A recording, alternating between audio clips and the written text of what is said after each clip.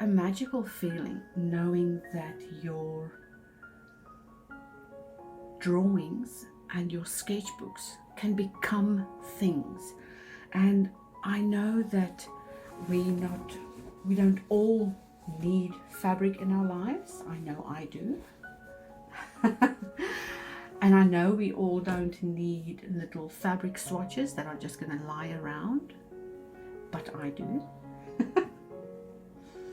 But what I do know is that every single sketchbook I've ever done anything in has helped me grow as an artist. And whether I am developing my style, or whether I am developing a pattern or a design, or working with a client to see their design through, one thing remains clear, and that is that the creative process never ever ends. And it's because of that I know our connection to this creative force is available to all of us. Now you can sign in on Anso Designs and read some of my blog posts, and you'll see that I constantly bring in art concepts and mindfulness and design and color and all kinds of things that excite me, and I'm trying to bring all of those together to give you something that you can also use. But I want you to have one big take back from today's video, and that is to never be afraid to wake up that creative side and become a little bit more yourself. We tend to wake up, go to work, come back home and lead the same boring lives every single day. And unless you deliberately choose to make that a little bit more exciting for yourself, you'll stay stuck in that way of not only living but thinking. So we need to break free from our old beliefs and those bad habits that are keeping us back. And that's why I wrote that PDF for you to download. So you, no matter who you are, artist, secretary, mom, friend, anything, anyone can find benefit in reading that document, and you can have free access to it on the blog post. So go there, find it, and then read all the other blog posts and leave me a comment so that I know what you like to hear about next. And in a recent email campaign, I wrote that I will be sending more videos out, and I'll also be sharing them on Facebook and telling you a little bit more of my journey and how I got here, how I became a surface pattern designer and fell in love with my sketchbooks and the wallpaper and this very unordinary and extraordinary life I'm living now. And I think I have found the true meaning to joy and happiness, and I'd like to share that with you. So I'll play out with an older clip where I cut up some of my very first collections that I did on Spoonflower, and you'll see that I still used scissors and tried to cut on the lines. Now, until I upload the next video, and I don't know when that will be, I hope it will be soon.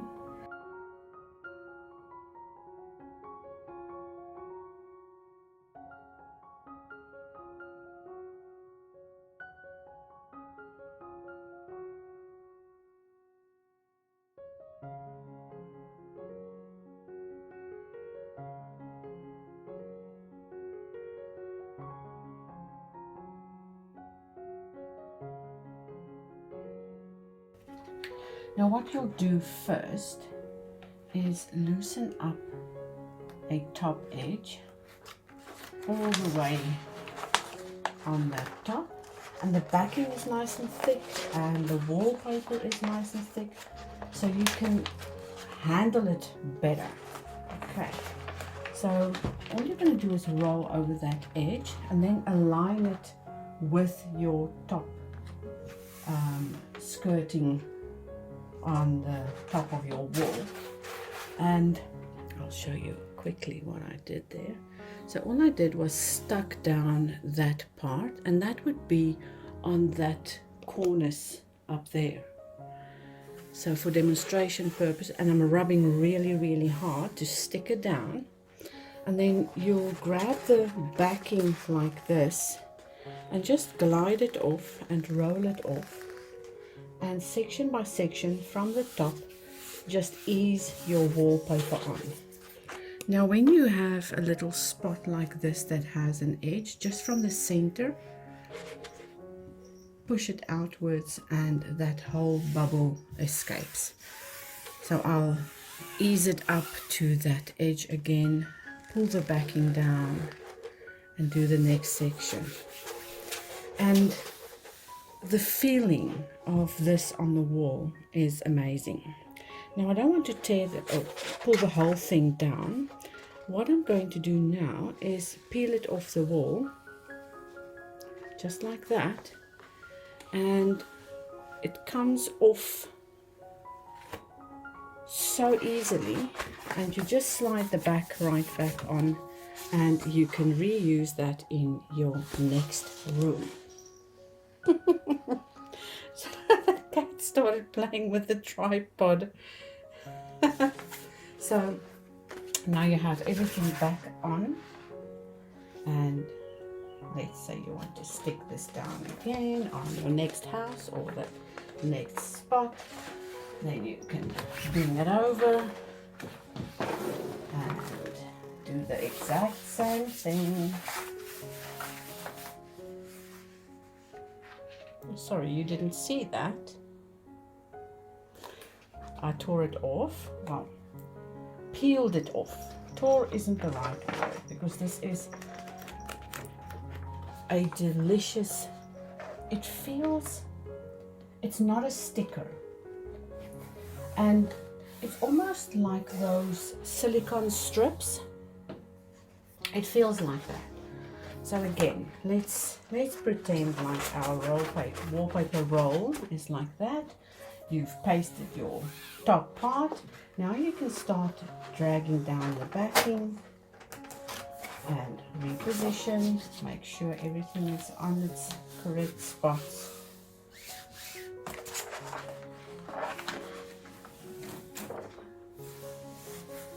And stick it down.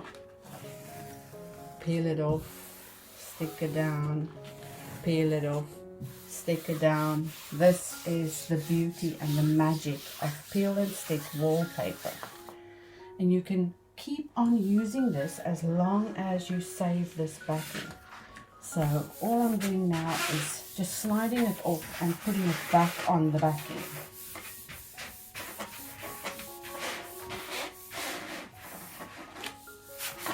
And there, it's off the wall on the backing, and there's no damage on your wall whatsoever. And your wallpaper is ready to transport to your next house, where you can put it up there as well. So this is brilliant, I have to say.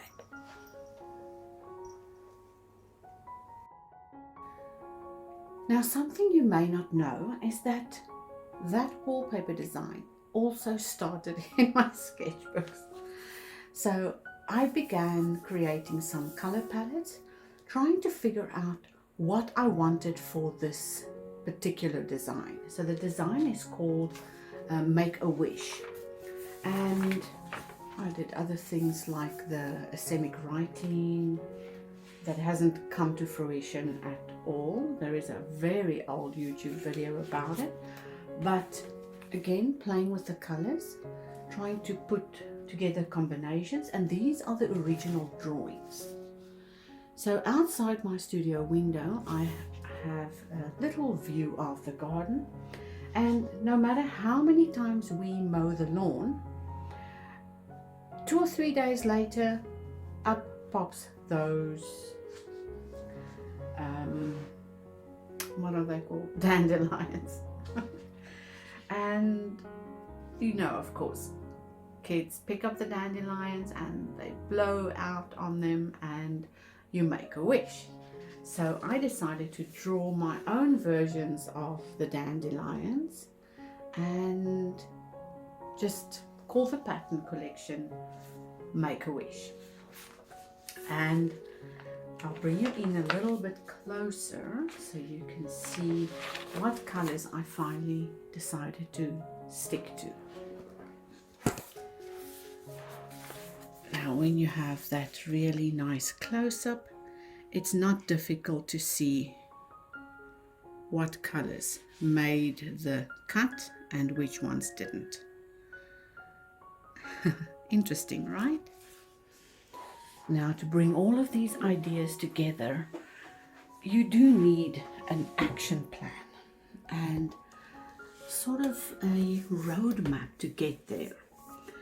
And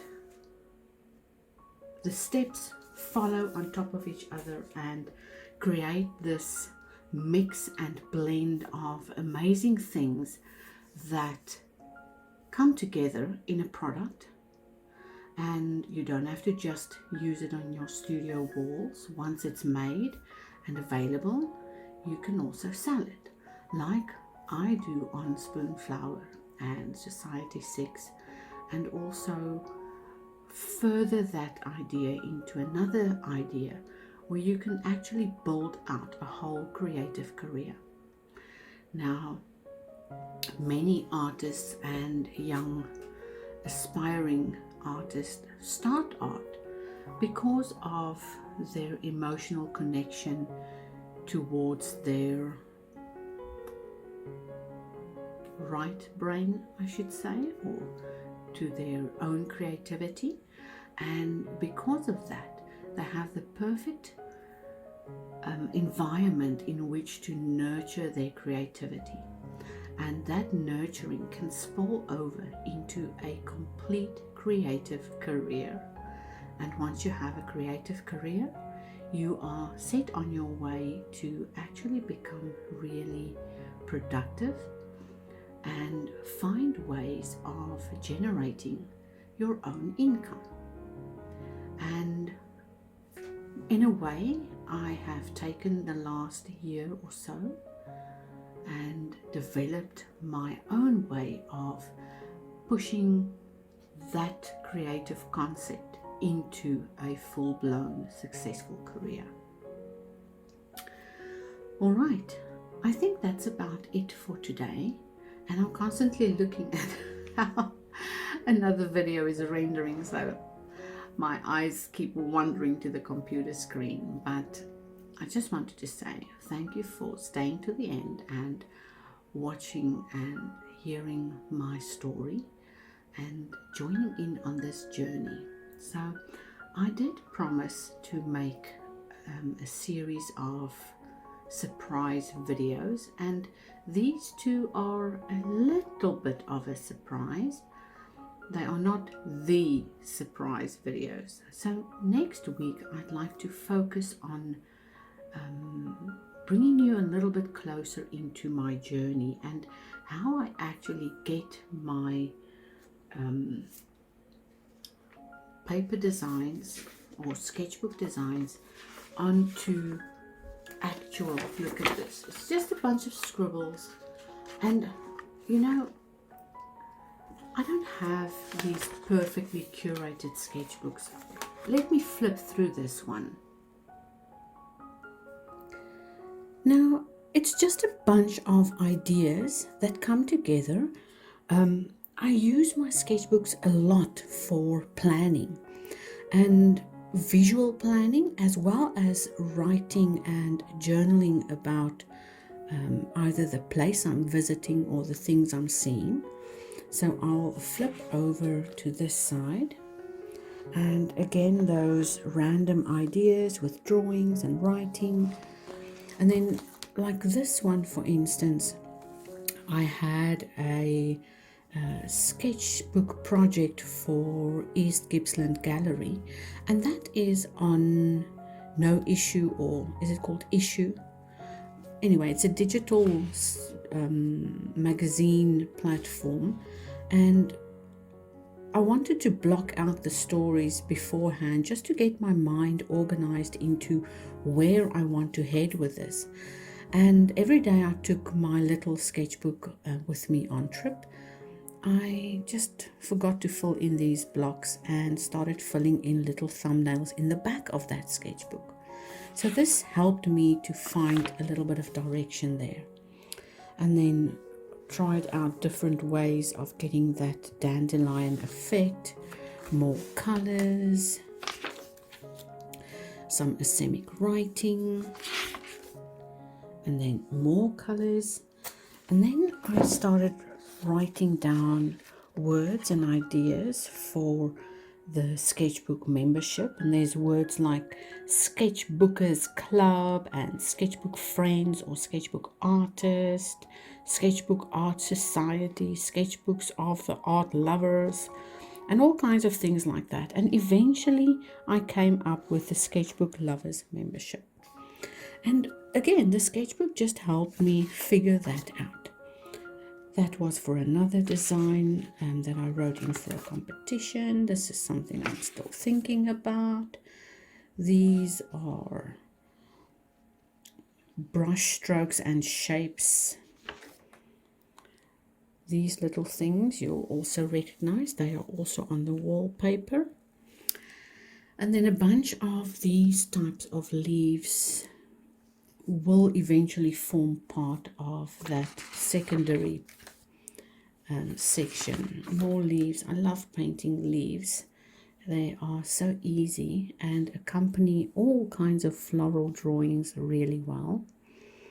This was all just another idea that I shared with someone, and nothing has come of it, but it's a page in my sketchbook that I can easily use. This was from a demo. That is another design that I have, and it's a 3 or a 4 piece collection with just those basic colors and more random things. And that, I think I've shown this on Instagram before, I'm not sure. And those were for bookmarks or door reminders. More roses.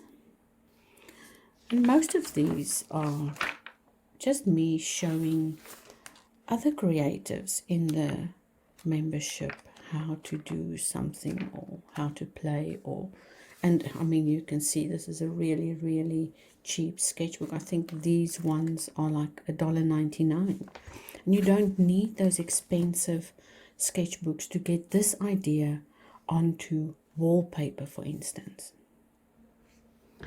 So that was a little sneak peek into my sketchbooks, and just one sketchbook. And I do try and share a lot about my sketchbooks in the Sketchbook Lovers membership, but for now I want to focus on that wallpaper and getting the studio ready for next week's filming process with the Color in Your Life TV show. So when you visit my website, you'll see that I have that on the landing page, and if it's not on the landing page anymore, it means that the event already took place and that there's something else happening in my life. And I'd like to keep you updated. So just check out the website from time to time to see what's going on in my world. All right, I'll see you in the next video. And until then, have lots of creative fun in your sketchbooks and play, relax, and connect. Bye, everybody.